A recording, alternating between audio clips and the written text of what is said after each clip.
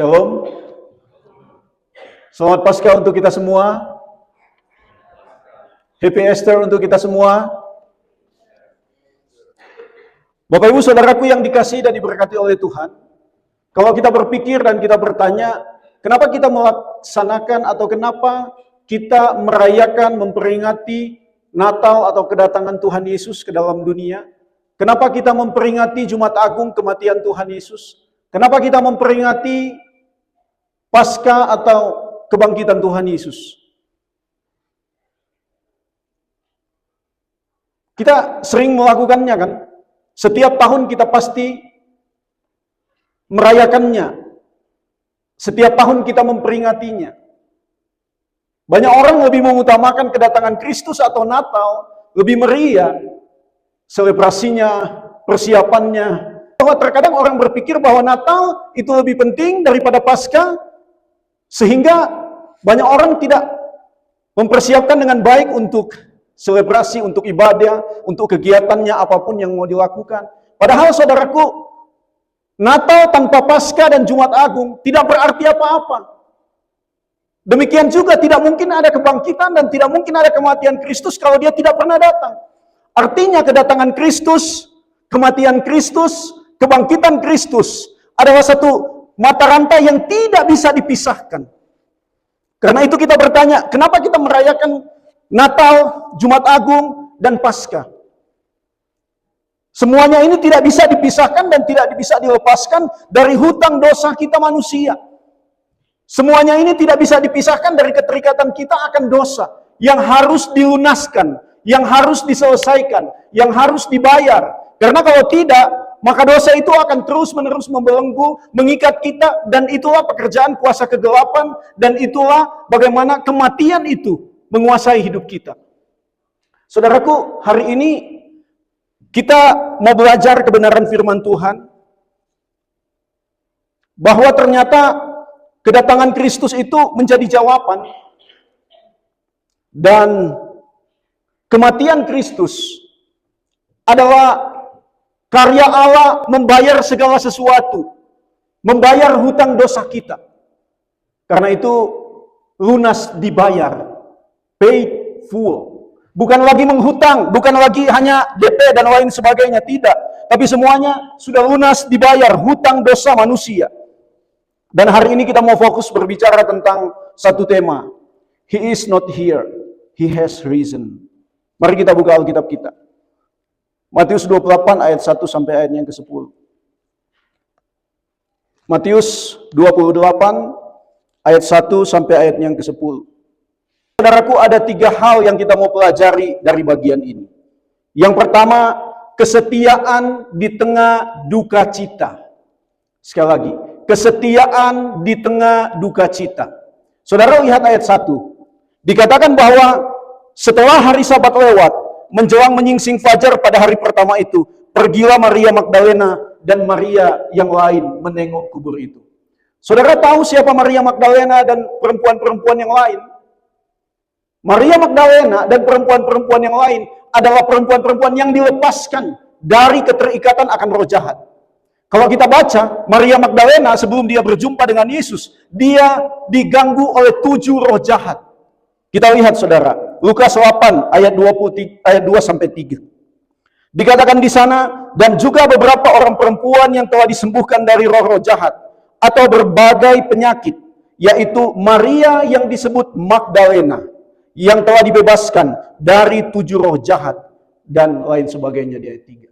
Saudara lihat bahwa Maria Magdalena adalah seorang perempuan yang dibebaskan dari roh jahat. Setelah dia dibebaskan dari roh jahat, Alkitab di bagian lain katakan, dia langsung mengikuti Yesus, melayani Tuhan Yesus. Dan yang sangat menarik, dia juga mempersembahkan kekayaannya, apa yang dia punya, untuk melayani Tuhan Yesus dan murid-muridnya. Kalau kita melihat, kita membaca saudara, Maria Magdalena, ada satu waktu bersama dengan banyak perempuan, mereka mengikuti Yesus. Ternyata mereka melayani Tuhan Yesus bersama dengan para murid, dan juga menyerahkan harta mereka. Jadi mereka melayani Tuhan Yesus dari harta mereka sendiri, dari uang mereka sendiri, dari apa yang mereka miliki. Karena apa? Karena dia sudah dilepaskan, karena mereka sudah dibebaskan dari roh jahat, dari berbagai penyakit. Dan ketika dikatakan mereka melayani Tuhan Yesus, mengikut Tuhan Yesus, bukan hanya sampai di situ.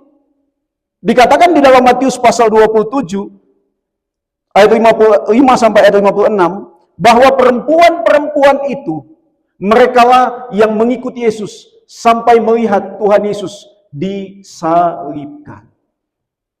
Saya sudah sampaikan minggu yang lalu kan, murid Tuhan Yesus ada berapa yang mengikuti Yesus sampai dia disalibkan? Hanya satu, Yohanes. Tetapi bersama-sama dengan Yohanes, ada perempuan-perempuan termasuk Maria Magdalena. Mereka lah yang berani mengikuti Yesus sampai melihat Yesus di atas kayu salib. Apakah hanya sampai di situ? Alkitab katakan, saudara, di dalam Matius pasal 27 ayat 61, tetapi Maria Magdalena dan Maria yang lain tinggal di situ, duduk di depan kubur. Artinya apa? Mereka ikut Tuhan Yesus walaupun dia dalam sudah keadaan mati. Saudara lihat, dibebaskan dari roh jahat, dari berbagai penyakit, mengikuti Yesus dengan tenaga, dengan waktu, dengan harta kekayaan. Dikatakan perempuan-perempuan itu melayani Yesus dengan kekayaan yang mereka miliki. Bahkan mereka mengikuti Yesus sampai mereka melihat Yesus di atas kayu salib. Bukan yang sampai di situ, mereka melihat kubur Yesus dan duduk di situ. Dan pada hari yang ketiga, mereka pergi menengok kubur Yesus. Apa yang kita bisa pelajari dari bagian ini, saudara? Meskipun mereka di dalam keadaan berduka cita, hati hancur karena Yesus mati. Meskipun mereka di dalam keadaan yang berduka, tetapi mereka tetap mau berjumpa dengan Yesus. Meskipun dia sudah di dalam kondisi meninggal, mati. Ini menunjukkan satu kesetiaan. Ini menunjukkan bagaimana kerinduan mereka tetap dekat dengan Yesus dalam segala kondisi apapun. Meskipun mereka berduka, meskipun mereka susah, meskipun mereka hancur hati, mereka tetap cari dan datang kepada Yesus. Ini hal yang sangat menarik. Berbicara tentang kesetiaan perempuan-perempuan, Maria Magdalena dan rekan-rekannya. Karena itu mereka mendapat hadiah yang spesial, saudara. Apa hadiah spesialnya?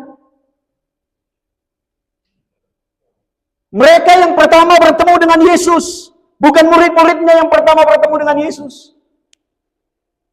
Yesus datang kepada mereka dan berkata, jangan takut. Jadi Yesus pertama menampakkan diri bukan kepada murid-muridnya. Bukan kepada orang lain. Tetapi kepada perempuan-perempuan, Maria Magdalena dan teman-temannya. Karena mereka menunjukkan kesetiaannya untuk melihat kubur Yesus. Bahkan mereka sudah ikuti Yesus semenjak mereka mengalami pembebasan dari kuasa kegelapan dan dari segala berbagai penyakit. Hari ini kita merayakan Paskah, merayakan Easter. Kita perlu bertanya di dalam diri kita masing-masing. Sudah sejauh mana saya setia di dalam mengikuti Yesus? Apakah saya setia mengikuti Yesus hanya kalau segala sesuatu yang saya doakan itu langsung dijawab? Apakah saya setia mengikuti Yesus hanya kalau segala sesuatu dalam kondisi baik? Apakah saya setia mengikuti Yesus kalau hanya dalam segala sesuatu hidup saya tenang, aman, nyaman, pekerjaan mulus semua dan lain sebagainya? Tetapi ketika kita mengalami pergumulan, duka, hancur hati, apakah kita masih datang kepada Tuhan? Teladan Maria Magdalena dan Maria yang lain. Ini adalah satu teladan yang indah. Bahwa meskipun hancur hati, meskipun mereka dalam kondisi seakan tidak ada harapan karena Yesus yang mereka sanjung, Yesus yang mereka ikuti, dia mati, tetapi mereka tetap datang kepada Yesus. Ini hal yang pertama yang harus kita renungkan di hari ini, di Paskah.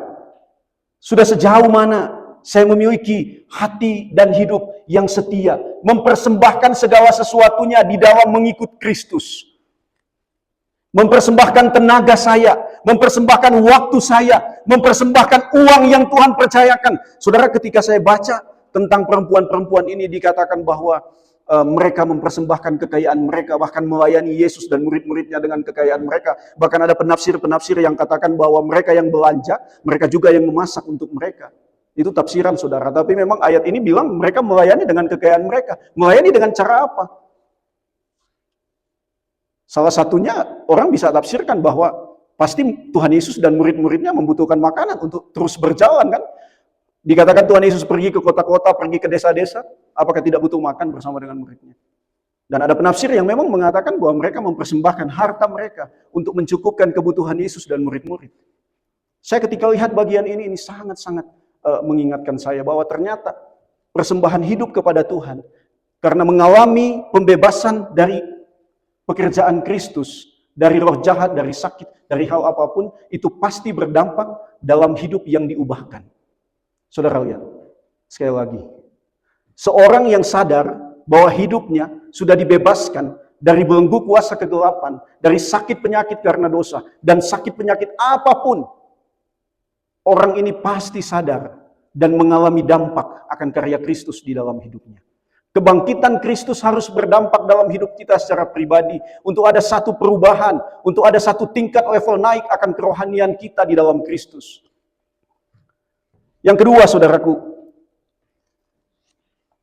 kuasa kebangkitan Kristus memberikan pengharapan. Dikatakan di dalam ayatnya yang ke-5 dan ayatnya yang ke-6. Akan tetapi malaikat itu berkata kepada perempuan-perempuan itu, "Janganlah kamu takut, sebab aku tahu kamu mencari Yesus yang disalibkan itu. Ia tidak ada di sini, sebab ia telah bangkit. Sama seperti yang telah dikatakannya. Mari, lihatlah tempat ia berbaring." Sekali lagi, perempuan-perempuan itu datang dalam kondisi berduka, dalam kondisi hancur hati, dalam kondisi harapan yang lemah. Dan dikatakan oleh Lukas bahwa mereka itu datang membawa rempah-rempah untuk diberikan kepada jenazah atau tubuh Yesus untuk wangi-wangian. Dan saudara, ini menunjukkan bahwa mereka memang datang bukan dalam pengertian bahwa Yesus pasti sudah bangkit. Mereka masih datang di dalam kondisi hancur, di dalam kondisi berduka. Tetapi kalau kita lihat bagian-bagian ini, dikatakan oleh Alkitab dalam ayat 2, ayat 3, ayat 4, waktu mereka sudah mendekati kubur itu, maka gempa bumi terjadi dan ada malaikat yang datang dari sorga dan dikatakan duduk di atas batu itu. Saudara lihat, waktu Tuhan Yesus mati di kayu salib, apa yang terjadi? Waktu Tuhan Yesus mati di kayu salib, langit itu langsung menjadi gelap. Setelah menjadi gelap, apa yang terjadi? Ada gempa bumi. Dan Alkitab katakan, tirai bait Allah itu terbelah menjadi dua. Iya kan? Itu adalah lambang bagaimana ruang yang maha kudus itu tidak perlu lagi digunakan. Orang itu tidak perlu lagi datang kepada imam-imam, mempersembahkan segala sesuatu untuk dipersembahkan kepada Allah. Tetapi orang yang percaya kepada Allah, kepada Kristus, dia langsung bisa memiliki hubungan karena sudah diperdamaikan dengan Allah oleh Kristus. Artinya, kita lihat saudara, bahwa ketika Yesus mati, kuasa Allah dinyatakan. Banyak penafsir katakan bahwa kuasa Allah dinyatakan di dalam hal gempa pada saat Yesus mati. Itu seperti ciptaan ini sementara berduka karena matinya raja di atas segala raja. Langit itu menjadi gelap seperti bersedihnya bumi karena matinya Yesus, pemilik segala sesuatu. Tapi saudara, waktu Yesus bangkit, dikatakan terjadi gempa dan ada malaikat datang. Ini menunjukkan bahwa ternyata bumi itu bersuka. Menunjukkan bahwa dia yang bangkit adalah dia yang adalah pemilik segala sesuatu. Dia yang dapat mengalahkan segala sesuatu dan tidak bisa dibelenggu oleh segala sesuatu apapun itu. Karena itu saudara, dikatakan di dalam bagian ini, jangan takut, sebab aku tahu kamu mencari Yesus yang disalibkan itu. Kenapa berita tentang kebangkitan Yesus dimulai dengan kata jangan takut? Artinya bahwa segala sesuatu yang terjadi, baik itu gempa, kehadiran malaikat, kubur itu batunya sudah terbuka, itu bukan untuk membuat kita takut, bukan membuat Maria Magdalena dan perempuan-perempuan yang lain takut, tidak. Memang dikatakan penjaga-penjaga itu takut, gentar, bahkan mereka seperti orang mati. Dan apakah malaikat berbicara kepada penjaga-penjaga itu? Ada nggak? Malaikat ada nggak berbicara kepada penjaga-penjaga itu? Tidak. Mereka dibiarkan di dalam kondisi demikian. Tapi bagi perempuan-perempuan itu, malaikat langsung berkata, jangan takut. Artinya segala sesuatu yang terjadi bukan untuk membuat mereka takut. Bukan untuk membuat mereka gentar. Bukan untuk membuat mereka gelisah. berita yang dibawa oleh malaikat adalah berita sukacita. Dikatakan, sebab aku tahu kamu mencari Yesus yang disalibkan itu. Ia tidak ada di sini.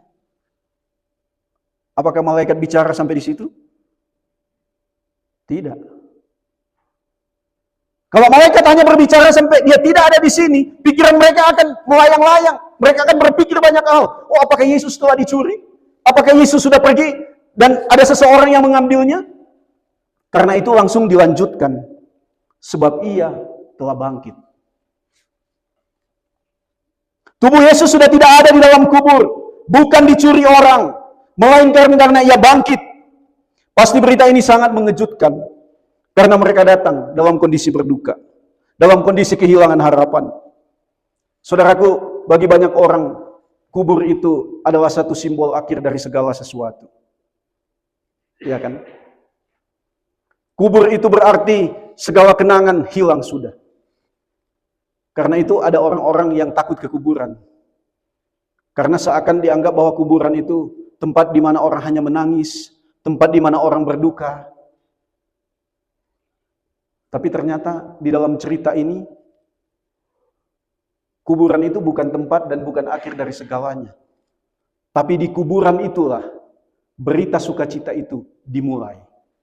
Mereka datang dalam kondisi berduka, tetapi malah mereka menerima berita sukacita. Mereka datang dalam kondisi tertekan tanpa harapan, tetapi ketika mendengar berita itu, Alkitab katakan mereka menjadi takut. Takut ini bukan takut seperti takut hantu, atau takut segala sesuatu, tidak. Mereka merasa takjub, mereka merasa hormat akan apa yang dilakukan oleh Allah. Dan dikatakan mereka pulang dengan sukacita yang besar. Ini tidak pernah terjadi dan sangat jarang terjadi. Banyak orang pergi ke kuburan dengan berlinangkan air mata. Banyak orang pergi ke kuburan dengan tangisan. Tetapi dalam bagian ini dikatakan, di kuburan itulah berita sukacita itu disampaikan. Di kuburan itulah berita sukacita itu diberitakan kepada perempuan-perempuan yang pergi pada saat itu.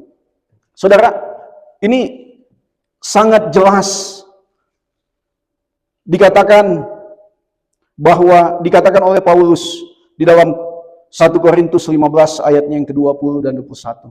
Tetapi yang benar ialah bahwa Kristus telah bangkit dari antara orang mati sebagai yang sulung dari orang-orang yang telah meninggal. Sama seperti maut datang karena satu orang, demikian juga kebangkitan orang mati datang karena satu orang manusia. Saudara lihat, tadi saya sudah mulai segala sesuatu yang dilakukan oleh Tuhan Yesus. Kedatangan, kematian, dan kebangkitan. Yesus datang untuk memperdamaikan kita dengan Allah. Karena ikatan keberdosaan yang ada di dalam diri manusia. Tetapi ternyata Yesus datang mengalahkan semuanya.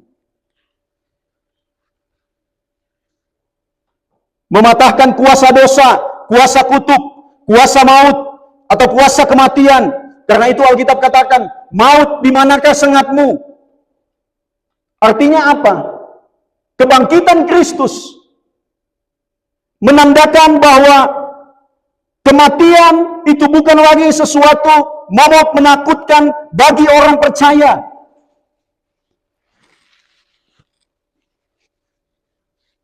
Meskipun kadang kita takut mati kan? Karena memang banyak orang yang paling ditakuti salah satu kematian. Siapa yang sudah pernah mempersiapkan kematiannya? Atau siapa yang siap? Oh, saya siap untuk mati hari ini. Tidak mudah, saudara. Tetapi kebangkitan Kristus memberikan pengharapan kepada kita bahwa kuasanya telah mengalahkan kematian. Bahkan juga di dalam 1 Petrus pasal 1 ayat 3 sampai 5 katakan, terpujilah Allah dan Bapa Tuhan kita Yesus Kristus, yang karena rahmat-Nya yang besar telah melahirkan kita kembali oleh kebangkitan Yesus Kristus dari antara orang mati kepada hidup yang penuh pengharapan. Untuk apa? Untuk menerima suatu bagian yang tidak dapat binasa, yang tidak dapat cemar, yang tidak dapat layu, yang tersimpan di sorga bagi kamu. yaitu kamu yang dipelihara dalam kekuatan Allah karena imanmu, sementara kamu menanti keselamatan yang telah tersedia untuk dinyatakan pada zaman akhir. Inilah pengharapan orang percaya. Inilah sukacita terbesar bagi orang percaya. Tuhan Yesus bangkit untuk memberikan kita sukacita terbesar. Yang kata Alkitab, itu tidak dapat binasa, tidak dapat cemar, tidak dapat layu, dan itu ada di sorga tersimpan bagi kamu. Bagi kamu siapa? Bagi kita yang dipelihara oleh kekuatan Allah. Karena itulah kenapa saya terus-menerus bilang bahwa keselamatan orang percaya tidak akan pernah hilang karena bukan dipelihara oleh kekuatan kita sendiri. Keselamatan orang percaya tidak akan pernah lepas dan itu sesuatu yang pasti karena dipelihara oleh Allah yang Maha Kuasa. Kan banyak orang bilang, hati-hati loh nanti keselamatanmu hilang. Tapi ayat ini jelas katakan kebangkitan Kristus memberikan pengharapan. Dan pengharapan yang apa? Yang tersimpan di sorga. Yang tidak dapat binasa, yang tidak dapat cemar, yang tidak dapat layu. Kita kan manusia yang punya banyak pengharapan kan? Benar nggak? Kita punya pengharapan akan hari esok. Kita punya pengharapan untuk kesuksesan keluarga kita. Kita punya pengharapan untuk kesuksesan anak-anak kita. Kita punya pengharapan untuk memiliki kehidupan yang stabil. Kita memiliki banyak sekali pengharapan. Tetapi hanya satu pengharapan yang tertinggi yang Tuhan Yesus kerjakan bagi kita, yaitu pengharapan akan sorga. Saya tadi lagi siap-siap, lagi apa? Saya lihat video orang, katanya kebangkitan dan kematian Yesus itu tidak berkaitan dengan sorga. Hah? Baru berkaitan dengan apa dong? Ayat ini sudah sangat jelas, Petrus katakan. Kebangkitan Yesus dari antara orang mati memberikan kita suatu hidup yang penuh pengharapan. Bukan di dalam dunia ini. Saya sering bilang, dunia ini sementara. Kita mau hidup berapa lama? Dan segala sesuatu yang kita punya itu akan habis lenyap. Tetapi pengharapan di sorga yang sudah dikerjakan oleh kedatangan, kematian, dan kebangkitan Kristus itu tidak akan pernah lenyap, layu, dan binasa. Karena itu saudara silahkan berharap untuk segala sesuatu. Untuk kesuksesan kita di dalam keluarga. Untuk kekayaan di dalam keluarga kita. Alkitab tidak pernah melarang untuk hal itu. Silahkan saja. Tetapi ingat, segala sesuatu itu akan lenyap. Dan yang terpenting bahwa hidupmu punya pengharapan di dalam Kristus. Bahwa engkau dan saya ketika sungguh-sungguh percaya kepada Kristus. Maka kita punya pengharapan yang tidak dapat digantikan oleh apapun. Karena itulah Yesus datang, Yesus mati, dan dia bangkit. Orang bisa punya segala sesuatu. Tetapi akan ada waktunya, semuanya dia akan tinggalkan. Hati-hati jangan hanya sampai semua yang kita kumpulkan jadi bahan orang untuk tidak memiliki damai. Banyak ya. Sampai hari ini saudara, keluarga saya, khususnya yang dari, bukan dari saya kakak adik ya, tapi dari nenek moyang saya, sampai hari ini saudara, orang tua, nenek buyut saya ya, udah nggak ada, bertahun-tahun mungkin sebelum saya lahir belum ada. Tapi tanahnya saudara sampai hari ini masih diperebutkan. Sampai hari ini. Bukan hanya satu, tapi beberapa. Nah itu saya bilang sama orang tua, nggak usah pusing itu. Nanti juga habis semua. Gitu. Karena itu silahkan kita kumpulkan segala sesuatu di dalam dunia. Silahkan kita mengumpulkan harta duniawi. Tetapi ingat, itu semuanya fana sementara dan kita akan tinggalkan. Yang terpenting bagaimana kita hidup di dalam keluarga kita, di dalam pengharapan kepada Kristus, bahwa segala sesuatu yang kita miliki itu milik Kristus dan kita punya pengharapan bahwa kita punya sorga. Ketika lewat rumah orang, wah gede, gitu ya. Terkadang kan kita secara manusia, Tuhan kapan saya punya ini kan, gitu kan. Tuhan kapan saya punya seperti orang itu punya. Tuhan kapan saya punya ini, punya ini, punya ini. Tapi kalau saya dengan Laura lagi jalan lihat rumah besar, kadang untuk menghibur hati, rumah saya di surga lebih bagus. Kalau lihat orang ada pakai emas gitu ya, pakai kalung jangan tersinggung yang pakai ya. Ini hanya ilustrasi loh. Kalau ada yang pakai emas dan lain sebagainya gitu, nanti di surga kita injak-injak emas itu. Orang-orang di sini diinjak-injak sama emas. Sampai ada yang telinganya sudah. Kan pakai terlalu besar jadi. Gitu. Kasihan. Jadi saudaraku, bagian yang kedua ini mau mengingatkan kepada kita bahwa dia bangkit, kubur itu kosong, dan di kubur itulah berita sukacita dinyatakan. Berita bahagia, berita yang terpenting bagi dunia itu disampaikan. Karena kalau Yesus hanya mati, nggak bangkit-bangkit, Alkitab katakan sia-sialah iman kita. Tapi kebangkitan Kristus memberikan juga kebangkitan bagi kita. Karena itu sekali lagi saya bilang, dunia ini sementara. Ketika kita mati, orang percaya akan bersama dengan Kristus di dalam kemuliaan yang kekal. Di dalam sorga yang hanya dipenuhi dengan damai tanpa ada penderitaan, ratap tangis, dan air mata. Saudaraku, sering sekali manusia berpikir kuburan adalah tempat yang paling berduka. Tempat yang sangat gelap. Hanya ada kesedihan di mana harapan itu hilang. Tetapi saudaraku, ayat ini, kuburan itu bukan akhir dari cerita tentang Yesus. Kuburan itu bukan akhir tentang orang percaya. Waktu papa saya dipanggil Tuhan, kan sudah nggak sempat bertemu terakhir sama saya. Saya masih di pesawat, transit di Makassar.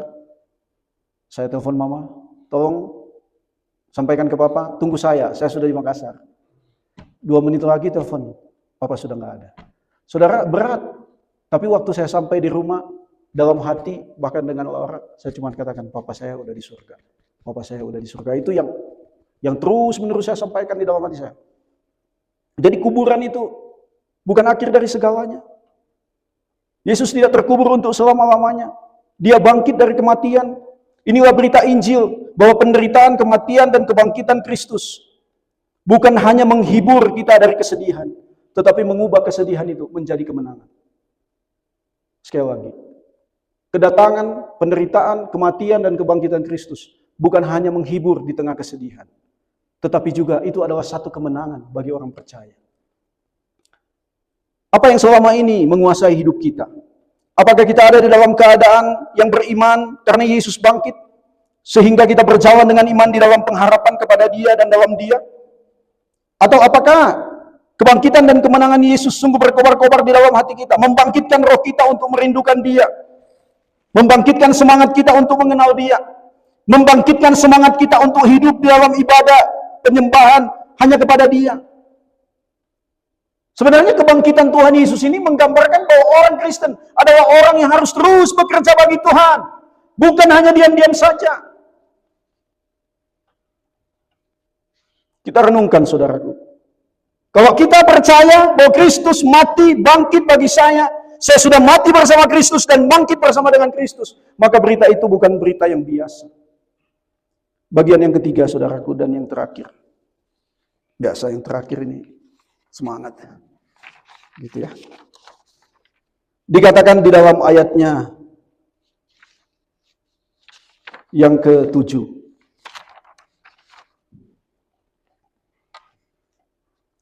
Dan segeralah pergi dan katakan kepada murid-muridnya bahwa ia telah bangkit dari antara orang mati. Ia mendahului kamu ke Galilea. Dan selanjutnya dikatakan, saudara, segeralah pergi dan katakan kepada murid-murid. Ini artinya apa? Berita tentang kebangkitan Kristus itu harus disampaikan. Itu harus diberitakan. Bahkan dikatakan segeralah pergi, katakan.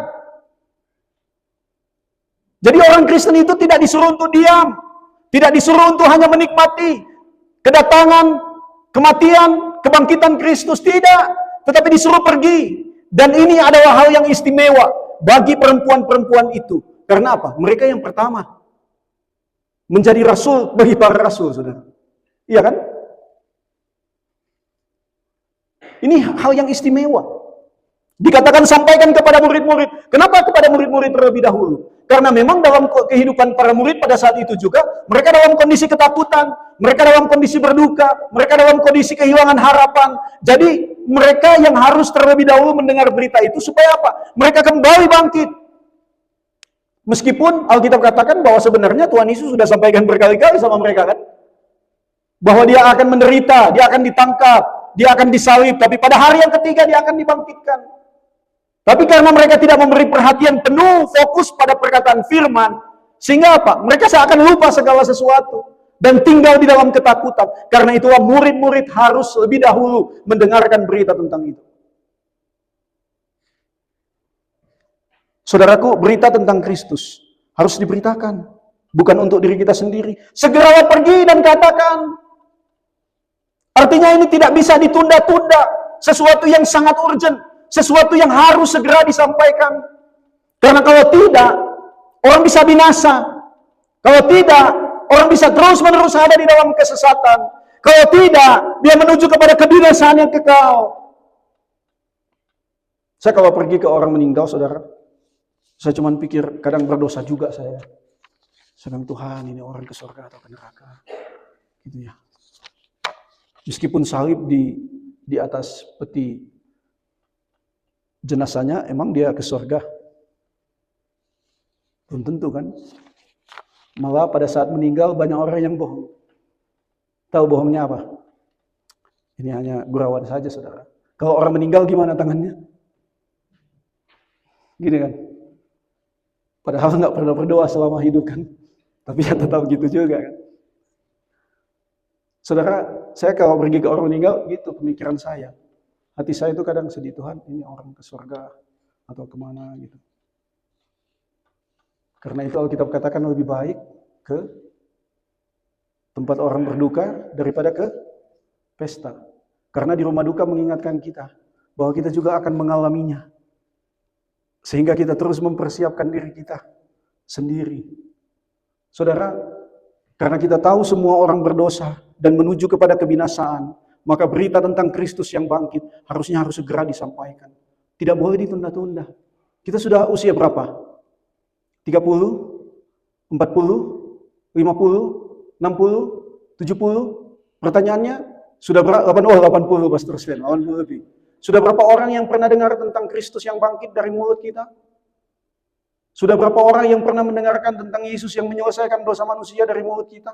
Atau kita pikir, saya jadi orang Kristen yang baik aja deh. Yang penting saya nggak buat dosa, yang penting saya nggak ganggu orang punya hidup, yang penting saya nggak buat apa-apa dengan orang, sudah selesai. Saudara, ini teladan hidup orang percaya itu sangat penting. Tapi sampai kapan orang mau tahu bahwa Yesus itu yang datang, yang mati, yang bangkit adalah juru selamat kalau kita tidak pernah buka mulut kita? Oh, yang penting saya buat baik, yang penting saya... Iya, harus buat baik. Jangan salah ngerti maksud saya, saudara. Tapi kita juga harus bicara bahwa Yesus yang mati dan bangkit, Dia yang bisa membebaskan manusia, memberikan pengharapan akan surga.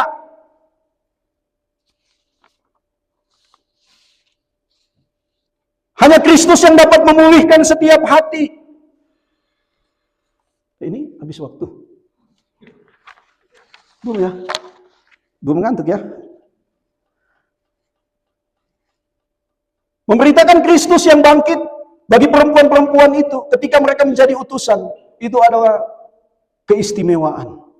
Karena itu Kisah Rasul pasal 1 ayat 8 katakan, tetapi kamu akan menerima kuasa kalau Roh Kudus turun atas kamu, dan kamu akan menjadi saksiku di Yerusalem, di seluruh Yudea, Samaria, dan sampai ke ujung-ujung bumi.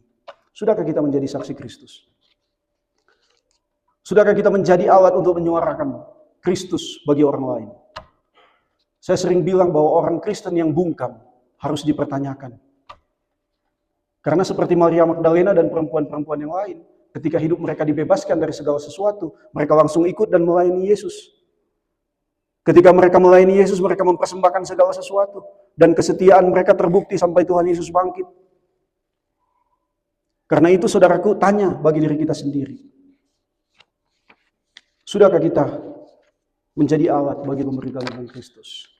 Dia tidak ada di kuburan karena Dia sudah bangkit.